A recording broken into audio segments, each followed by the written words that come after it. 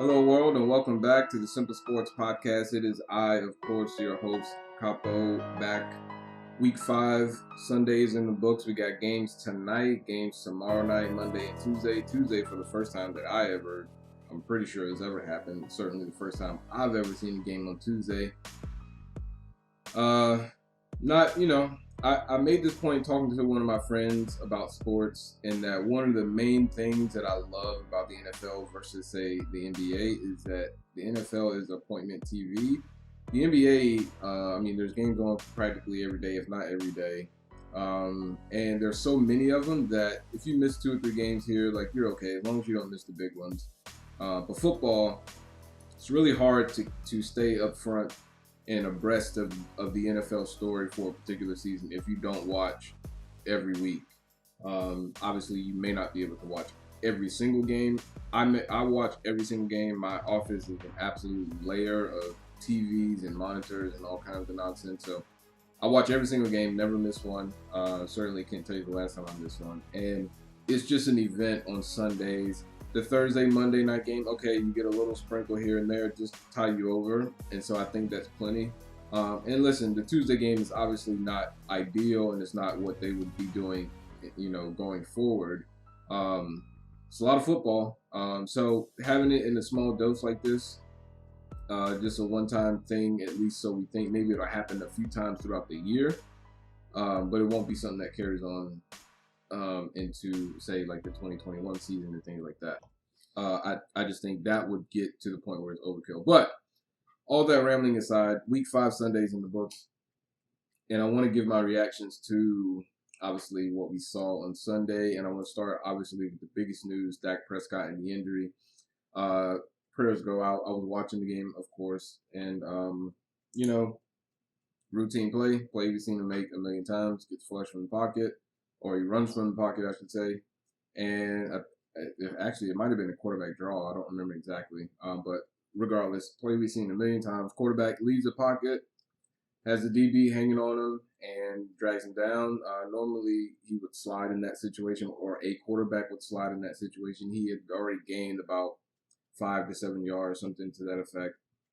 Fights for what would turn out to be an extra 2 or so, and would turn out to be far more costly otherwise. So it sucks. As much as I hate the Cowboys, I have a lot of respect for Dak Prescott, the person, and it just sucks to see anyone have any type of injury, let alone something that big and that catastrophic.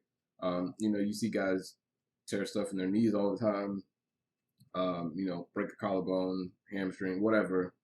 But to see something like that and to see it be so gruesome, and the impact that it had on not only obviously Dak Prescott, but you could see it on the guys on the field. Obviously, you got Jason Garrett on the Giants sideline, so there's a factor there. And then, of course, you see the people pouring in on social media. It just sucks to see a guy get hurt like that.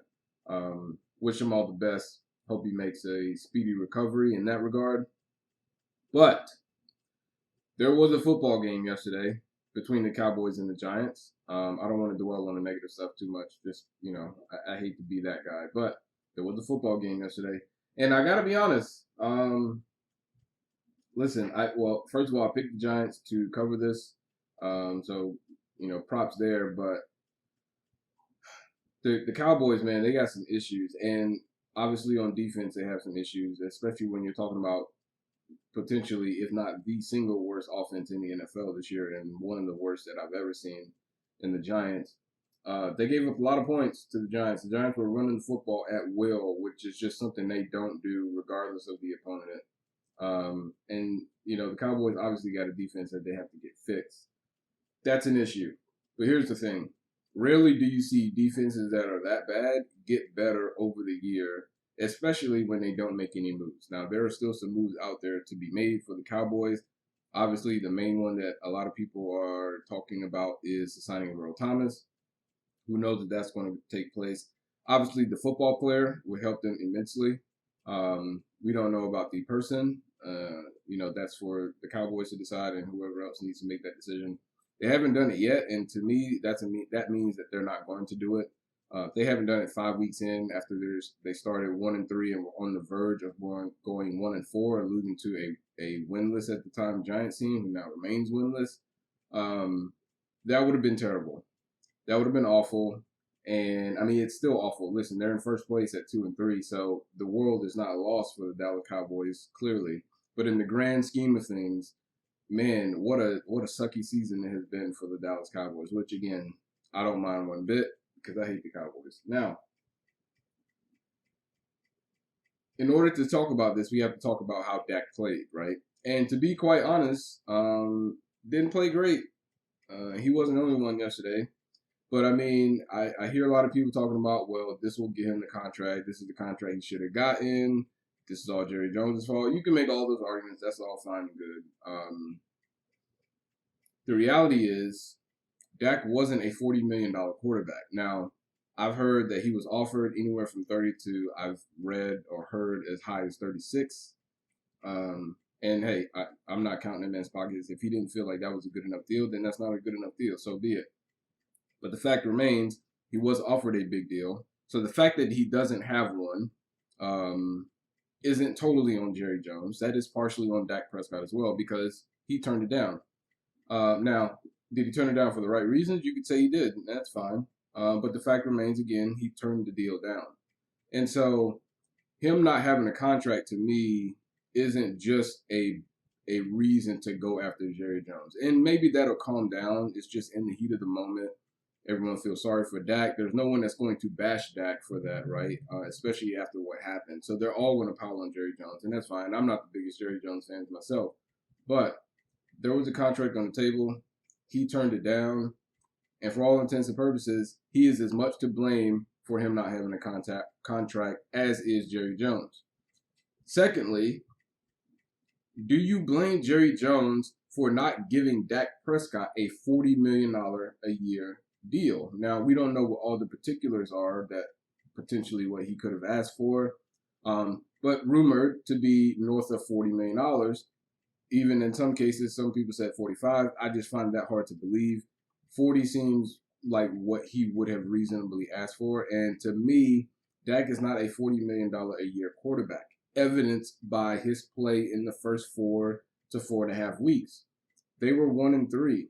Dak Prescott only played well in those games when they were down significantly. And the only reason that they had one win was at the hands of Dan Quinn and the Atlanta Falcons, who are notorious for choking down big leads, which is what they did. And then they give up the onside kick. Cowboys go down and win the game. If not for that absolute unexcusable or inexcusable blunder by the Atlanta Falcons, the Cowboys would be 0-4. Yes, Dak Prescott was leading the league in passing yards and had a lot of touchdowns and on and on and on. You can go on and on about the numbers, but what is the impact of those numbers? We said a lot of the same things about Kirk Cousins. We said a lot of the same things about who was the other guy that had Jameis Winston last year, just threw for over 5,000 yards and 30 touchdowns. He also had 30 interceptions. No, Dak Prescott didn't have 30 interceptions. I understand that. But what impact did his stats have on them winning? Because the last time I checked, they missed the playoffs. And they lost to a team in the Eagles that, quite frankly, had a decimated roster due to injury. And they still did not win. This year, they started the season 1-3 with Dak Prescott at quarterback. And I pointed out against the Browns, they were down 41-14. When the game was tied at 20 or at 14-all, they went 5 drives with only 5 first downs. He went 8 for 15 for 53 yards and a turnover.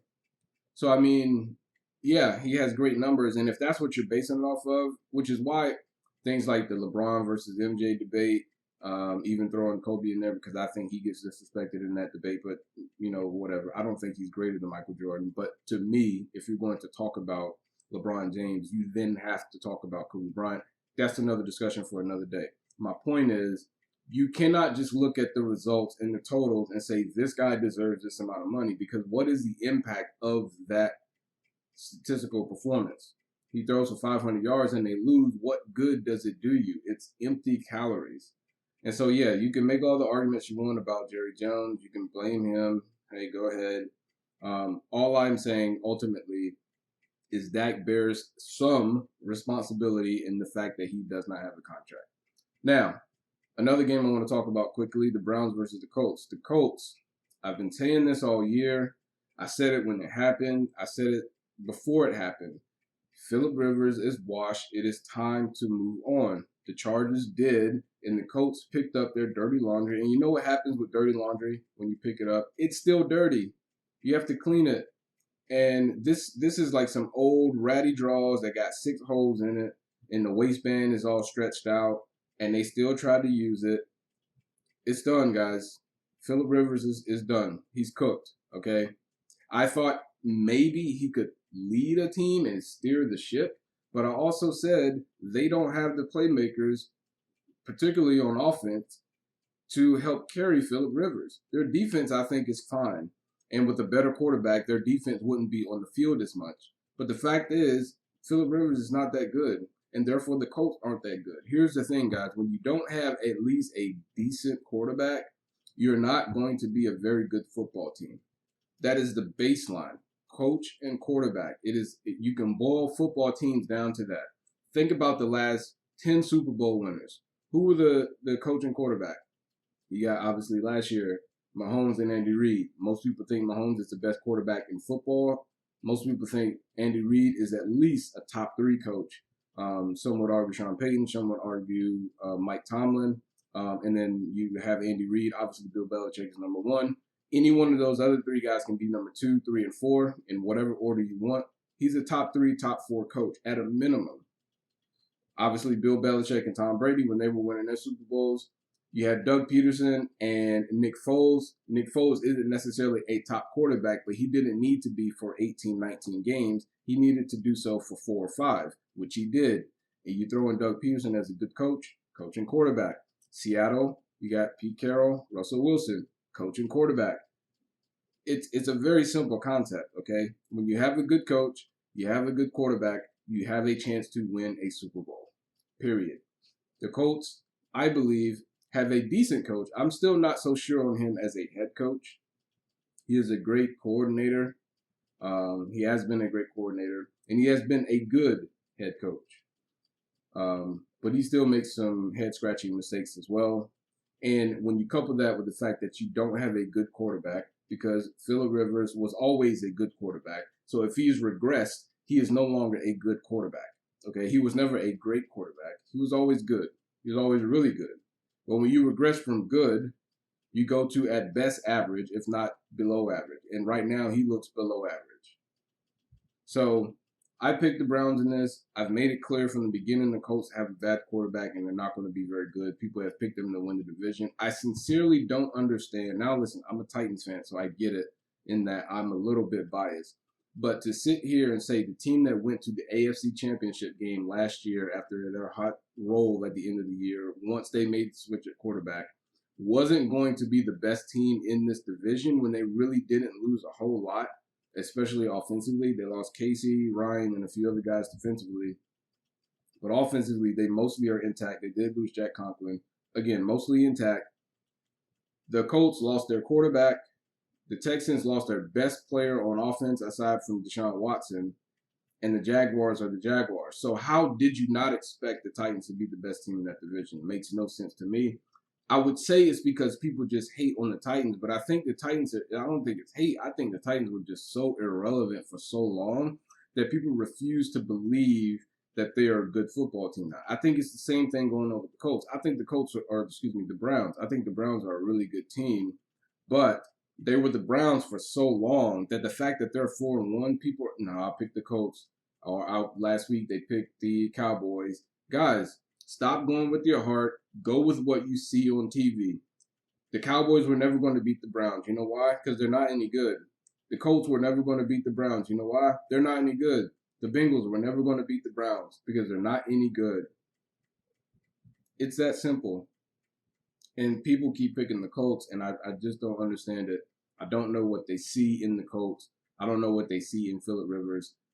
to me, the only thing that makes any kind of sense is that they're just picking the Colts or teams like that because that's what their heart tells them. That's what they've grown up seeing, or that's what they've seen in patterns for the last 10 years or what have you. Doesn't make any sense. Now, what also doesn't make any sense is what happened to the Chiefs yesterday versus the Raiders, because my goodness, they did not look good. Simile went down. I don't know what his status is post game, but obviously lost him during the game. Their offensive line could not protect Mahomes, which he was able to escape the pocket a few times. That's just his natural ability, obviously. But you can't have even Patrick Mahomes running around the entire game. Obviously, they say he's much better outside the pocket than he is in the pocket. And, hey, you can say that all you want to. But the bottom line is you can't have your quarterback running around just playing backyard football all game long. It doesn't work. You think Aaron Rodgers could win a bunch of games when he's running around constantly? No, he couldn't. And so the Mahomes got to fix the offensive line, and they have got to fix the defense because they allowed the Raiders to score 40 points. Henry Ruggs, Aguilar, who couldn't catch a cold, is now tearing them apart. Henry Ruggs looks to be like a legit dude. And Derek Carr was finally forced to throw the ball down the field. Let's give him a round of applause.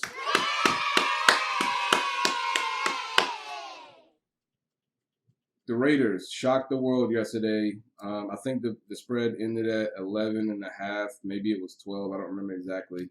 And it really didn't even look close. And what's funny is they were down 2 scores 2 separate times.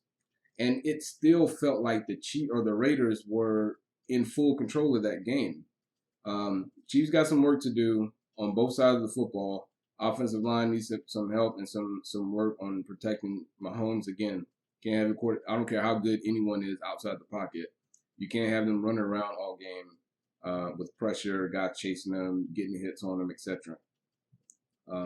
And speaking of guys getting hit, oh man, my man Joe Burrow in Cincy got the piss beat out of him yet again yesterday. And listen, I said it last episode. I'm going to keep saying it. Like I did with Dak Prescott, you have to be fair here. Yes, the Cincinnati Bengals are doing a piss poor job of protecting Joe Burrow, but Joe Burrow is doing a poor job of protecting Joe Burrow. Joe Burrow has run himself into some big hits. He took one yesterday on the one. I don't know if he fumbled twice yesterday. I can't remember. But he took one. He escaped.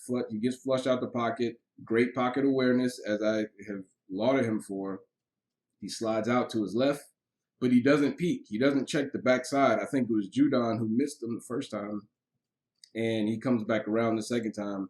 Joe Burrow slides out to the left. He gets popped in the back and fumbles the ball. Ravens end up scoring. Joe Burrow runs himself into a lot of these hits. Okay, so let's not totally blame the Bengals. But at the same time, we're going to totally blame the Bengals because I think part of this is why I think it's almost all on the Bengals. Again, if I had to split it, I would say it's like 75 Bengals, 25 Burrow. But the reason it's mostly the Bengals is because I think part of it is that, dude, he's a rookie quarterback in his 5th game, and he's getting smacked around like a rag doll constantly every week. He's probably a little jittery in the pocket. He's probably a little uncomfortable back there. And so, yeah, he probably is bailing a little early, flushing out to the wrong side because he's worried about the pressure, because he's constantly getting hit.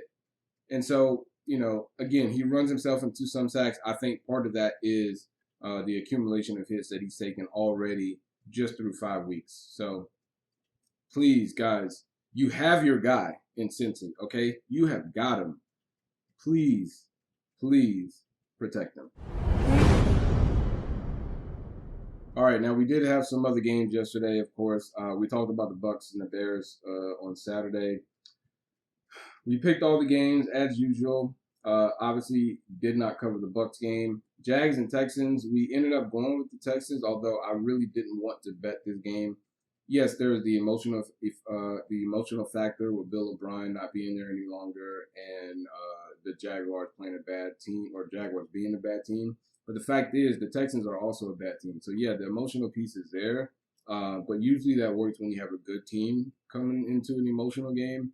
The Texans really aren't that good. Yet and still, they prove to be far too much for the Jaguars, who they're not a terrible football team. They just don't have the guys. They just lack guys all over the place. As a team, though, they play well and they run their offense. They're decent on defense. They just don't have enough talent. They got people that do their jobs, but they're not as good as some of the other teams that we see talent wise and personnel wise. So they've got some work to do in the draft. Doug Marrone also needs to go. I'm not really sure what he's doing. I still just don't know how I feel about Minshew. I think Minshew is like a Baker Mayfield light, in that I think Baker is good enough to not carry a team, but I think he's more than good enough to lead a team to a Super Bowl. I'm not so sure if Minshew could lead a team to a Super Bowl, but I think if he were your quarterback, if you could build a team, I think, put it like this. If Minshew is the quarterback of that the Saxonville team when they lost to the Patriots, I think they beat the Patriots. Let's put it that way. Blake Bortles was not the guy. Minshew is probably not the guy either, but I think he is a far more equipped quarterback to do that than what Blake Bortles was. I don't know what you would classify that as in terms of level, but that's sort of how I view Gardner Minshew. Regardless, I think the spread was 6 on this. Doesn't matter. They lost by 14 or 16. Texans 30-14. They get their first win, and maybe it'll string together a few for them. Just like I said, having that new, fresh life. But they're still not a very good football team. Now, the Panthers and Falcons. So this one I was all over as well. Obviously, the Falcons are not very good. I've been saying that all year. Didn't see it coming to this effect. That game really wasn't close. Panthers just dominated for the most part. Didn't score a ton of points, but again, the game was not as close as the score may indicate. 23-16. The 2-point spread, Panthers 2-point dogs, all over it. We'll take it. The Bengals and the Ravens. Listen, obviously this game was not close. I'm not going to spend a ton of time on it. I already talked about what the Bengals need to do as far as Joe Burrow goes. They need to protect him. Lamar Jackson, man, I've been worried all year, and he's not doing anything to curb that worry. That was a defensive game yesterday by the Ravens. Lamar Jackson, I don't know what's going on. I don't know if it's just, the hardship of the season or whatever the case may be, but he has not impressed me so far this year. Missing throws, high and wide, low. He threw a couple of passes yesterday that absolutely should have been pegged. One that was dropped, one ended up being pegged. I think they were by the same guy. The one that he dropped that could have, I think at that point it was like 17-0. That would have given him the ball, I believe. Certainly in the Ravens side, I want to say maybe like inside the 30. If you can cash that in, all of a sudden it's a 10-point game. Your defense has been playing well. That gives you a spark of momentum. Maybe you can carry that into the rest of the game and make a game of it. But when they didn't convert that, they couldn't move the ball at all on offense. It was a bad day for the Bengals. It was a bad day for Joe Burrow. I just feel sorry for the guy because I feel like truly the Bengals have found their guy finally. Andy Dalton was decent, but he's not as good as Joe Burrow. And so I think they got their guy. I just hope that he lasts even through the season at the rate he's going. Raiders, Chiefs, we talked about. I got to give props to Derek Carr and John Gruden. I've been bashing them all year, especially Derek Carr. Finally pushed the ball down the field. And they smacked the Chiefs around pretty significantly. And again, I made this point earlier, but they were down 2 scores 2 separate times and still won the game by 16. It was an impressive day for the Raiders, an impressive day for Derek Carr and John Gruden. Got to give them props where props are due. Still don't think they're that good. I think they played far above their heads yesterday, and I also think that the Chiefs just didn't play well. So you couple those 2 things together, usually you're going to lose that game. I'm still not a buyer on the Raiders. Cardinals and the Jets, this was probably the easiest pick all week. The Jets just stink. We all know it. Joe Flacco stinks. Sam Darnold stinks. Adam Gase stinks. The Jets stink. Cardinals are not that great either, but they got a much-needed win yesterday after sliding 2 when they started off, winning 2. I believe they have the Cowboys next week, and that's going to be a big game. Obviously, the Cowboys desperately need it, but so do the Cardinals. They are I believe they're 3-2 now. They don't want to go to 3-3, especially in that division. And they got what should be an easy opponent in the Cowboys. They got to get a win here, but the Cowboys are desperate. They got a new quarterback, Andy Dalton, who's pretty good, especially for a backup. And we see what they can do offensively. Maybe Andy Dalton can be a little bit more consistent throughout the game with these weapons than Dak Prescott is. Personally, I thought that it was the end the second they signed Andy Dalton for Dak Prescott anyway, because I think at worst case scenario, they're a push. I would argue that Andy Dalton even is slightly better than Dak Prescott, but hey, that's just me. Eagles and the Steelers. Man, the Eagles are in a world of mess, especially at quarterback. I don't know what they're going to do. Jalen Hurts isn't obviously ready to play, and Carson Wentz looks like he can't play. And defensively, they can't stop anyone. They gave up 38 points yesterday to the Steelers. Chase Claypool had 2 big touchdowns yesterday. Eagles are in trouble, and if Andy Dalton and the Cowboys can get a win this week versus the Cardinals, they're already in the driver's seat. But that's just going to further distance them from the Eagles, who right now are even with the injury to Dak Prescott, they are 2 teams trending in different directions. Albeit the Cowboys going up slightly, only slightly, just because they got a win. But the Eagles are in a free fall right now. 38-29. Steelers did not cover this one at all. Rams at Washington. It was great to see Alex Smith. That was about the only reason to watch this game. And it was odd because here's Alex Smith, who hasn't seen the field in 2 years, and they're like, hey, let's put you out there with this porous offensive line against Aaron Donald, who may be one of the best defensive linemen that we've seen in the last 20, 25 years. Sure, that'll be your first game coming back. Oh, by the way, we're also already down, and we benched our starting quarterback, and our second quarterback got hurt. So here you go, Alex Smith. Take over. Listen, he played fine for circumstances. I actually hope he is the starter going forward. I think that is the best thing for Washington. Get rid of Dwayne Haskins. You have Kyle Allen as a backup. Maybe you can trade Dwayne Haskins if anyone is willing to take him. Otherwise, do whatever you need to. Move forward with Alex Smith. Get you a weapon on offense and a solid shutdown corner somewhere in the draft, something like that. Or maybe you can sign one in the offseason, trade for one. This team is ready to win now. They just need Alex Smith, obviously, to stay healthy. I think they need another running back, a good running back, like a stud, or a tight end and or a wide receiver. They just need one of the 3. I like McLaurin. Not so sure he's I think he's a great number 2. Not so sure he's a number 1, a true number 1. Logan Thomas is a decent tight end, but he's been a little bit disappointing. Maybe that's the quarterback and not so much on him. We'll see. And then, like I said, I think most importantly, they could use a stud running back. So I like the decision to move to Alex Smith. Maybe yesterday wasn't the day to do it, but regardless, they did it. Props to them. Cover this or didn't cover this because we took Washington +7. I thought they would have a much better showing initially than they did. They were getting smacked around by the Rams yesterday. One game, now I didn't see it coming to this fashion, but we definitely picked the Miami Dolphins to beat the 49ers 43-17. They benched Jimmy G. God, man. Maybe it's because he wasn't fully recovered and the game was getting out of control. They just wanted to take him out. Maybe that's the case. He did not look good yesterday at all. He did not play well at all. And it's funny to me because Colin Cowherd loves this guy. He'll make excuses about the injury and all that good stuff. If he was that hurt, he shouldn't have been playing. But they didn't look good yesterday, and the Dolphins just went up and down, left and right, all over the field, offensively, defensively against the 49ers yesterday. It was a great bet. I told you guys, Miami, I think it was +7. That was an easy bet.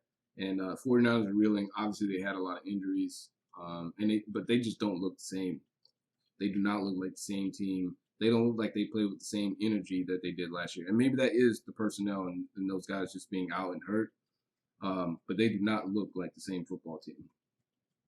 The Giants and the Cowboys, we already discussed. So I won't go into too much detail there, but I do want to talk about really quickly my man Danny Fumbles. I'm sorry, Daniel Jones. Let's just call him by his real name. I like Danny Dimes when it first hit the scene. He is not Danny Dimes. He is more appropriately Danny Fumbles. And right on cue yesterday, I think he has 32 turnovers in his 2 years in the league, which is just absurd. 18 picks, I think, and 14 interceptions. I'm not exactly sure what the breakdown is. It's far, far, far too many, regardless of what the actual breakdown is. That it's just way too many. And of course, yesterday, game on the line. They are actually in this, ready to win it.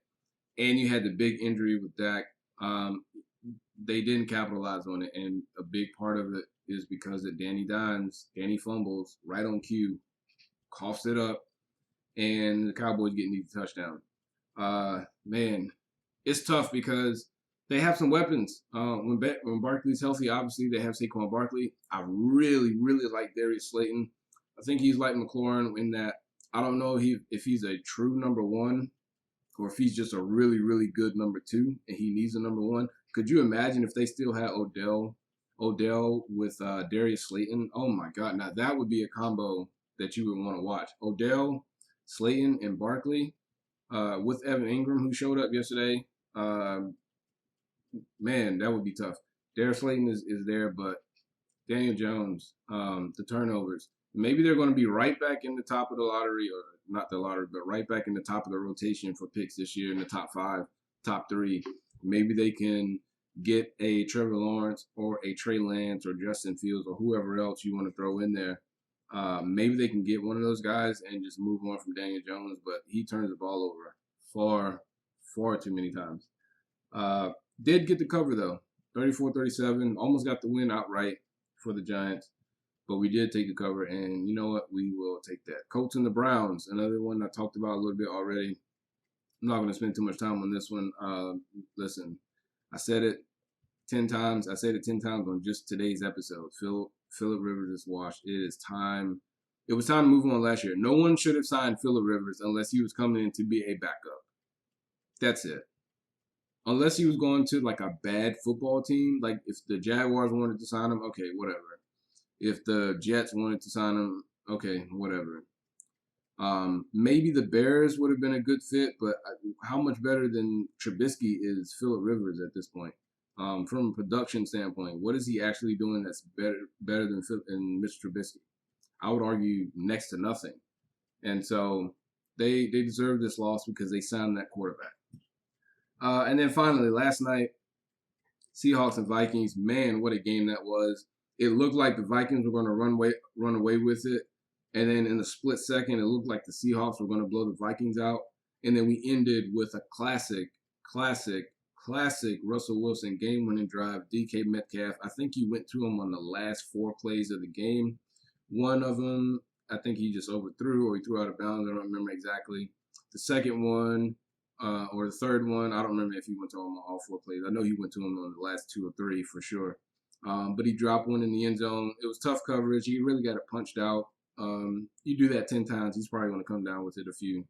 But then finally, Russell Wilson hits him right on the button. He makes an excellent catch, falling to the ground, has to maintain control, roll over, so he protects the ball from the DB. I think that dude is special. He was the guy I wanted the Titans to draft when they drafted A.J. Brown. Now, I love A.J. Brown. I didn't think that either of them were going to last that long. I thought they were both going to be gone. I really wanted DK Metcalf. I really didn't think A.J. Brown would be there, but he was, and they took him. DK Metcalf is who I wanted, but I'm happy with A.J. Brown. That's just off the topic. My point is that dude is special. He is a freak athlete. Everyone made so much nonsense about his route running and whatever, dude. He's a 6'9", 12'10" wide receiver who's like 600 pounds and benches as much. So to all these guys, oh, he's not a Chris Brown. Dude, shut up. Okay? Just shut up. That dude is a monster. He might be, honestly, right now, name me 3 better receivers. I would say, is he better? Is Michael Thomas better? Yeah, probably.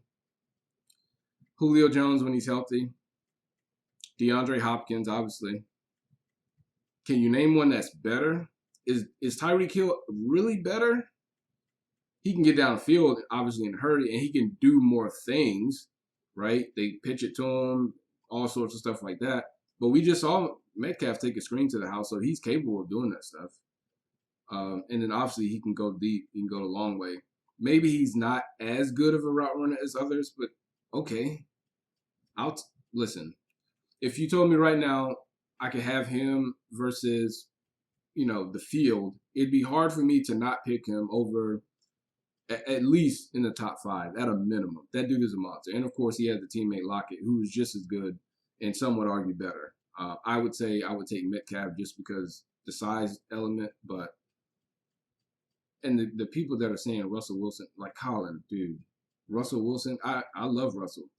But the fact that you're saying he has no weapons, come on, man. That's just patently false. It was a great game. I can't argue with how Cousins and the Vikings played for the most part. They did make a few mistakes. I thought Kirk Cousins obviously made a few mistakes. The one that KJ Wright one-handed, the pick that he threw, dude, if you're going to layer it over him, like, you got to layer it over him. Otherwise, man, throw that thing out of bounds. He had a couple of those, like, just questionable head-scratcher throw. Russell Wilson had one that almost got picked. He looked like he was just trying to throw it away.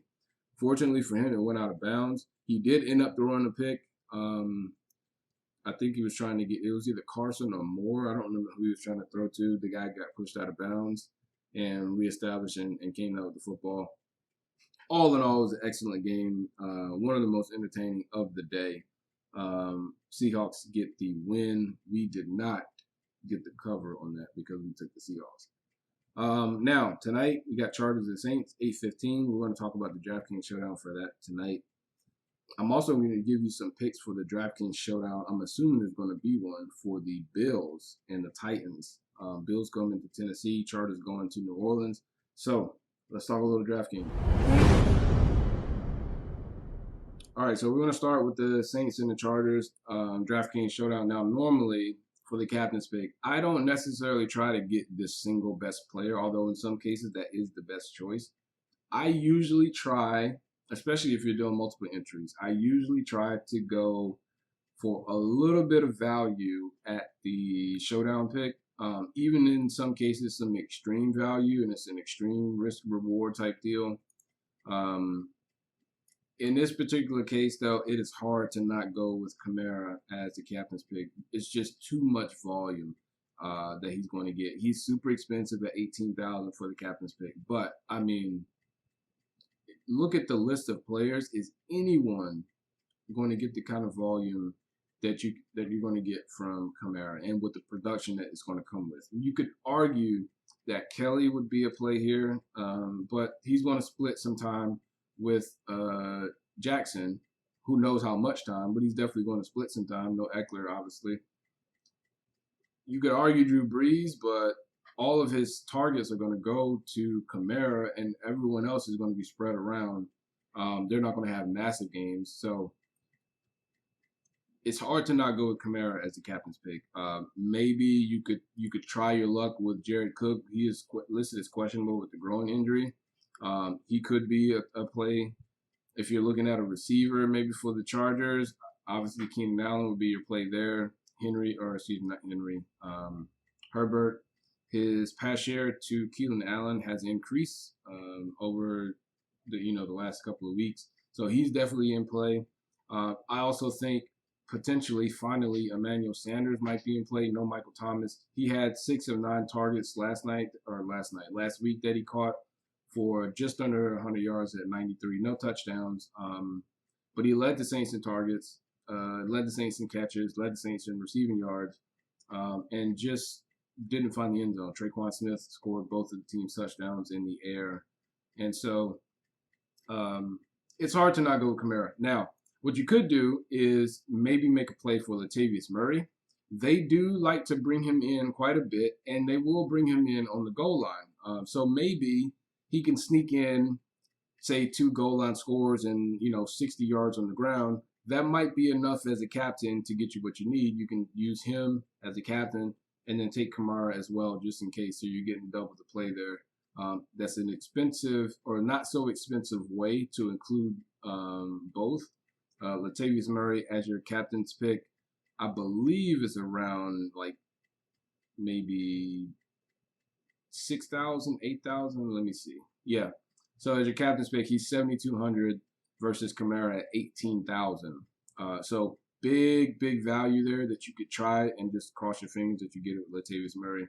But again, I find it really hard to go with anyone other than Alvin Kamara for the captain's pick. Now we have a few guys that are your must plays. Of course, Kamara is on that list. Keenan Allen is also on that list. And to me, you're going to need some value somewhere, especially if you go with Kamara as your captain. So I would say Justin Jackson as the running back for the Chargers would be a must play. Kelly is the starter, probably going to be overall more productive, but he's so much more expensive than Jackson that, and Jackson's going to get a lot of play tonight. He's going to have a lot of touches. No Eckler. He is double the price, or I should say half the price of Henry or Kelly. Kelly is at 12.3, and Jackson is at 6.6. So I would go with Murray as one running back, potentially as your captain. I would then go Kamara and then Justin Jackson. Again, Kelly is not that Kelly is not the play. I'm just, if you're going to build your team with Kamara as your captain, you're going to be hard pressed to then fit both of those guys in and get enough of the rest of the guys that you're going to need in order to score enough points. So Justin Jackson for me. Another guy that you could go with is potentially Will Lutz.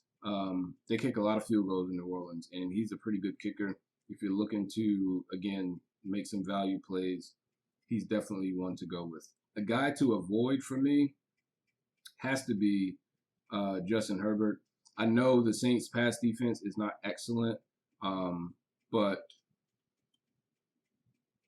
New Orleans is capable of producing a really good defense on a given Sunday. They may not be consistent week to week, but on any given Sunday, Cam Jordan could be coming after your quarterback. You could have Lattimore on the outside with a couple of picks.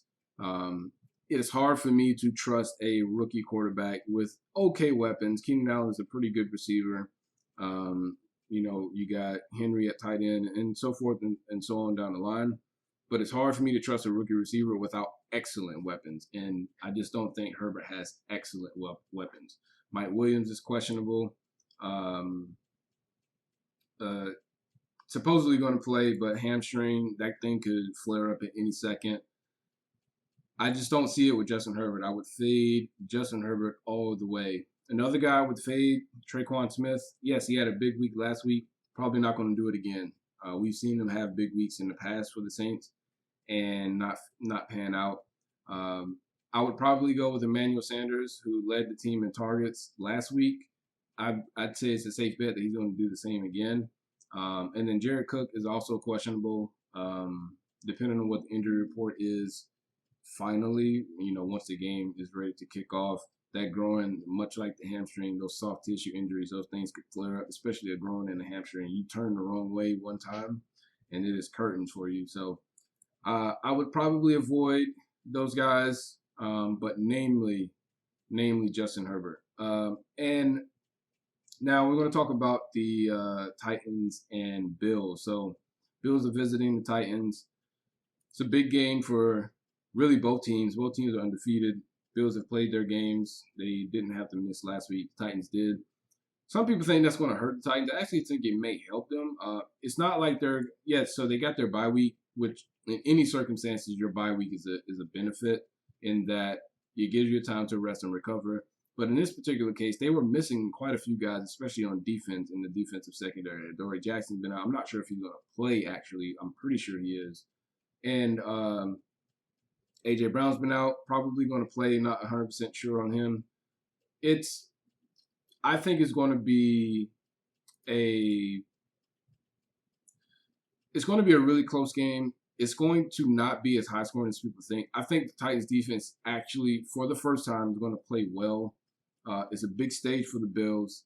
and we've seen how they perform on big days. Tuesdays is also an awkward day. I just don't think this is going to be some big scoring fest. I'm not sure who wins. I need to sit with it a little while longer. I am checking DraftKings at the moment, and I do not see any showdowns for the Titans versus Bills. I am looking, I am checking, but I don't see one. Yeah, there is no showdown for DraftKings for Titans versus Bills. So we'll leave it at that. I gave you my picks for the Saints Chargers. For the game, I'll take the Saints. I don't know what the spread is. Let me see what the actual spread on the game is. I think the Saints are going to win this, but I want to see if they will cover whatever the spread is. No Michael Thomas, so he was fighting with teammates apparently. Okay, so New Orleans -7. Ooh, they are at home. I'll probably go with the Saints here. 7 is a lot, even to the Chargers with the rookie quarterback. They're not a bad team. They just, they got a bunch of young guys. A touchdown is a lot of points. They are at home, although there's not a big home crowd advantage. Yeah, I think I'm going to take the Saints here, -7. Again, touchdown is a lot of points, but it's hard for me to go with a rookie quarterback, especially in New Orleans. So that's all for this episode. Thank you for joining me. Episode number 13. We'll have episode 14 on Thursday to talk about. There is no Thursday, but no Thursday night showdown. But we will talk about potentially what's coming up on next Sunday and maybe a few other things. I appreciate you stopping by the Sports Podcast. Go make some money with those DraftKings picks, and I will see you all next time. Peace.